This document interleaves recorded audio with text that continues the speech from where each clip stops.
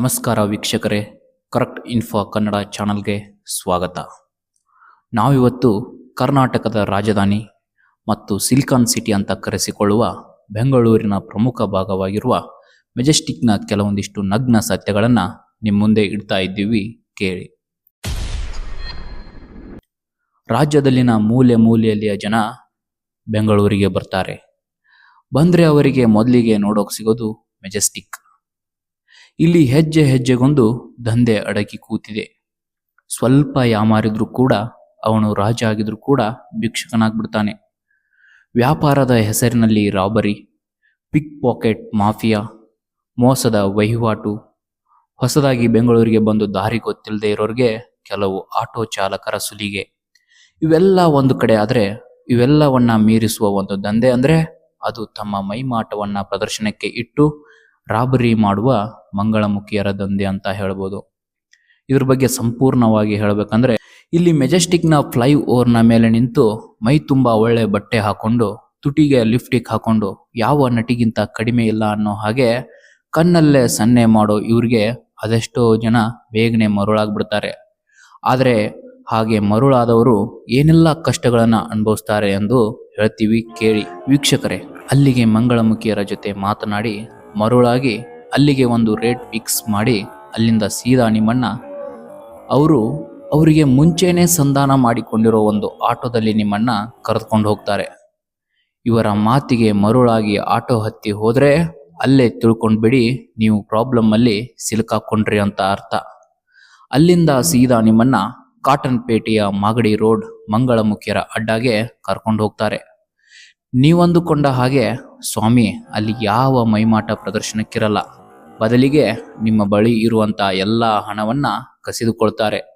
ನಂತರ phone pay ಮತ್ತೆ ನಿಮ್ಮ ಹತ್ರ ಎಲ್ಲೇ ಹಣ ಇದ್ರೂ ಕೂಡ ಅದನ್ನ ಸುಲಿಗೆ ಅಂತೂ ಮಾಡ್ತಾರೆ.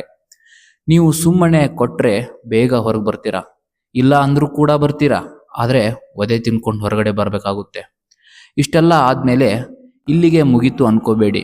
ನಂತರ ಹೊರಗೆ ಬರೋಷ್ಟರಲ್ಲಿ ಪಾರಾಗಿ ಬಂದೆ ಅನ್ನೋಷ್ಟರಲ್ಲಿ ಇನ್ನೊಂದು ಆತಂಕ ನಿಮ್ಮನ್ನ ಕಾಯ್ತಾ ಇರುತ್ತೆ.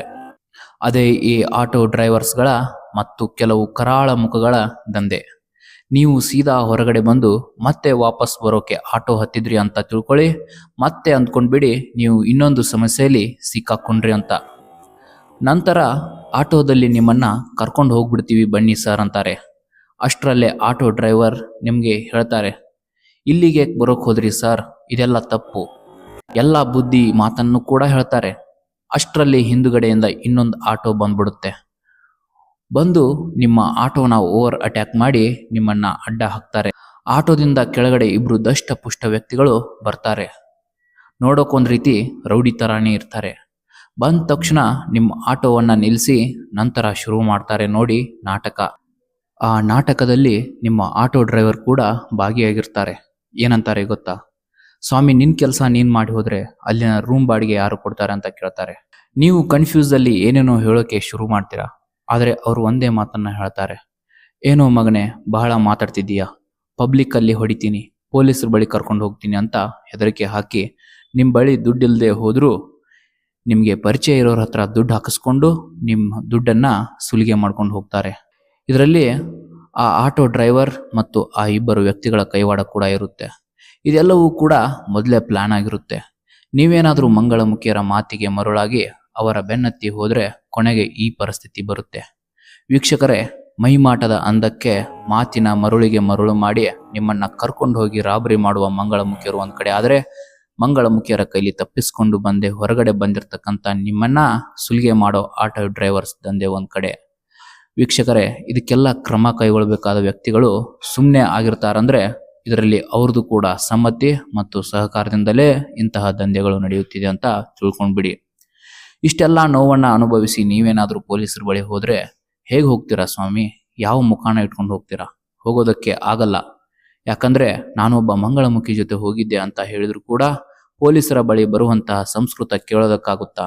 ಅದಕ್ಕೆ ಈ ವಿಡಿಯೋದ ಮೂಲಕ ನಿಮಗೆ ಹೇಳುವುದೇನೆಂದ್ರೆ, ಅವರ ಮಾತಿಗೆ ಮರುಳಾಗುವುದಕ್ಕಿಂತ ಅವರ ಚಂದದ ಉಡುಗೆಗೆ ಮರುಳಾಗಿ ಯಾರಿಗೂ ಹೇಳಿಕೊಳ್ಳಲಾಗದಂತಹ ಅವಮಾನವನ್ನ ಅನುಭವಿಸಿ ಯಾರ ಜೊತೆನೂ ಕೂಡ ಹಂಚಿಕೊಳ್ಳೋಕೆ ಆಗುತ್ತಿರತಕ್ಕಂತಹ ಜೀವನದಲ್ಲಿ ಒಂದು ಕಹಿ ಘಟನೆ ಆಗದೆ ಇರೋ ಹಾಗೆ ನೀವು ಇರಬೇಕಂದ್ರೆ ನಾವು ಹೇಳೋದು ಒಂದೇ, ಸಾಧ್ಯವಾದಷ್ಟು ಅದರಿಂದ ದೂರ ಇರಿ.